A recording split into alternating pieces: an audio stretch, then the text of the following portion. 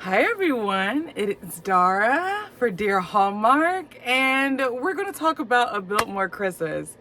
This has been advertised as the feature presentation for Countdown to Christmas 2023.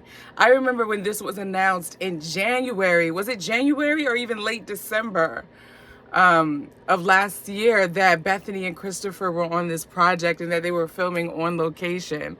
And I think they filmed at the top of the year. They filmed this while the decorations were still up. Like this was a movie this was the holiday spectacular of 2023.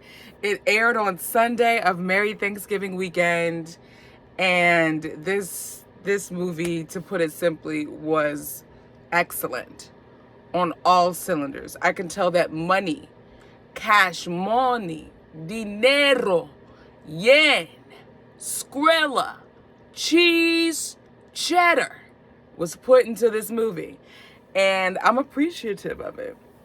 I enjoyed Bethany and Christopher together.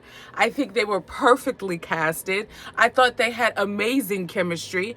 If you haven't seen it yet, simply the premise is Bethany's character Lucy plays a Hollywood writer who is tasked with redoing the modern day version of an old 40s film called His Merry Wife, which stars Jack Houston, played by Christopher Palaha. And so the studio exec sends her to the Biltmore to kind of get the feels to really get through this writing of this modern day take. And so while she's there, she is in the library, I believe, and stumbles upon an hourglass that tips over, and then she turns it back over, and then she ends up in 1947 as they're shooting the original His Merry Wife. And so she time travels back to the 40s to the present day, and so just the thing of love and what really happened with the movie. It was beautifully, artfully, masterfully done. I loved it. The cold open was the old black and white movie. I loved how this movie was put together. I love the music. I love the scenery. I love the costumes. We had a previous conversation with Keith Costumes, who was in charge of all of the costumes for this movie. So gorgeous, so beautiful.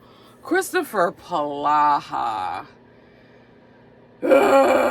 This dude is so talented. It's like, golly. Like, first of all, if Christopher Palaha wasn't on your radar already, I don't even know if I trust you as a Hallmark fan. I don't even know if I trust you. Hold on.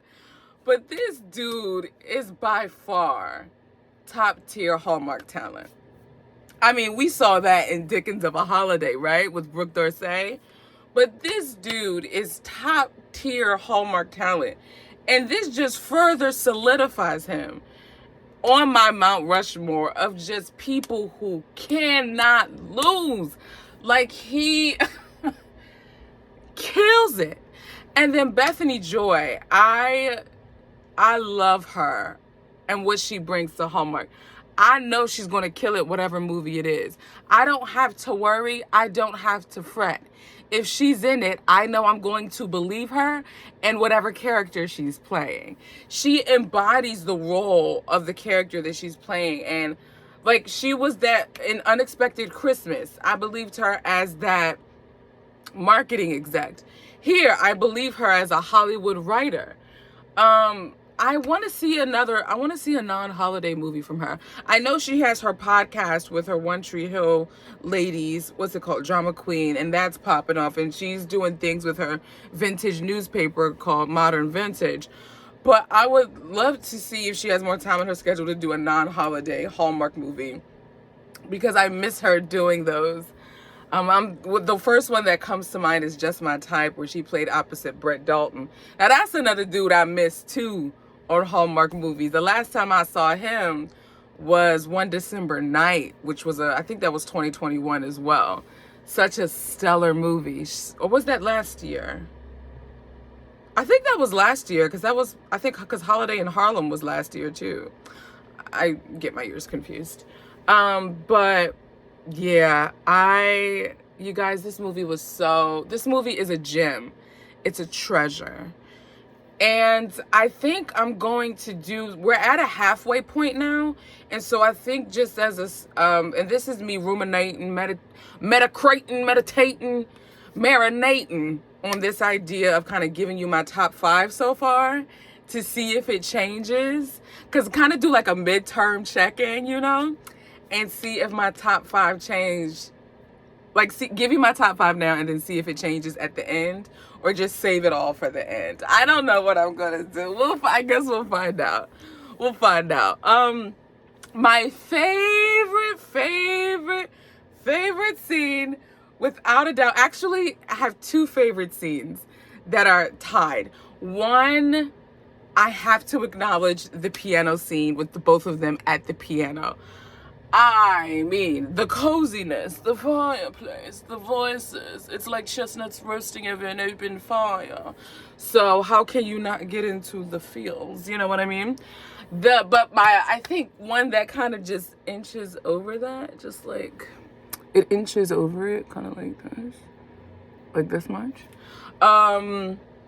is when they are in the lunch atrium looking snow globe thing, and he asks her if anyone was sitting there, and she says yes, and then he ends up sitting right behind her, and then they're doing the thing, reading the menu, and then having the banter back and forth, and it's just beautiful verbal tennis I'm watching, and I drank it all up and drank it all in and enjoyed every minute of it, and I loved it so much.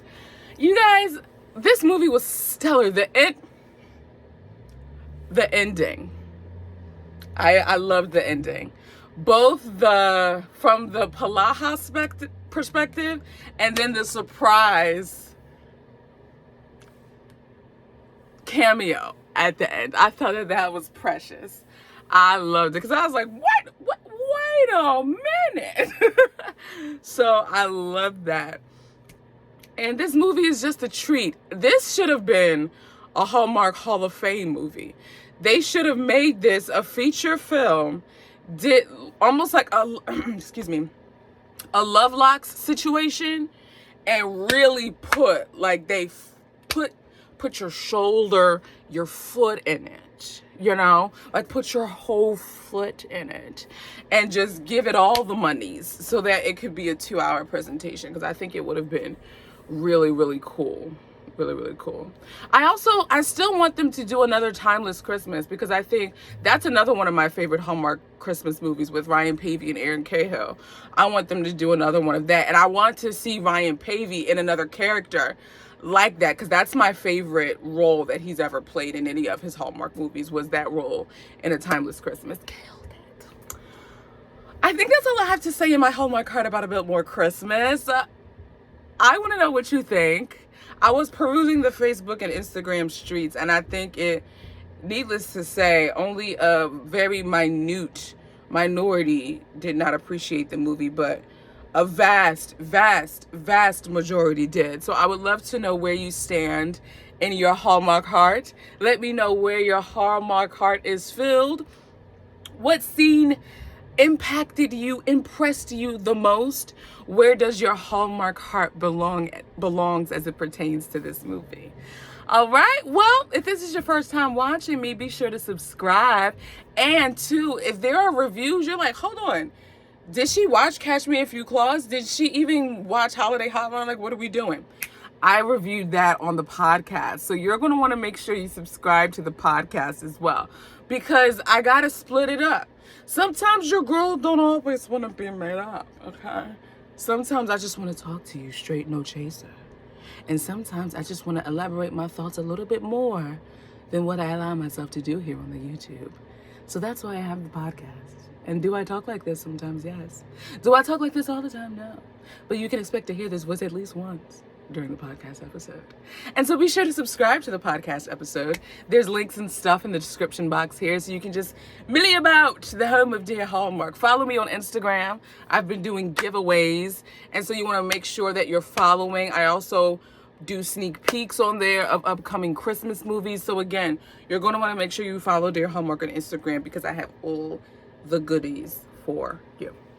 Well, again, My name is Dara. This is Dear Hallmark. And in the meantime, between time, my friends, I want you to make sure that you watch a Hallmark countdown, a Christmas movie that you love. And I'll talk to you guys in the next video. Ciao, my friends.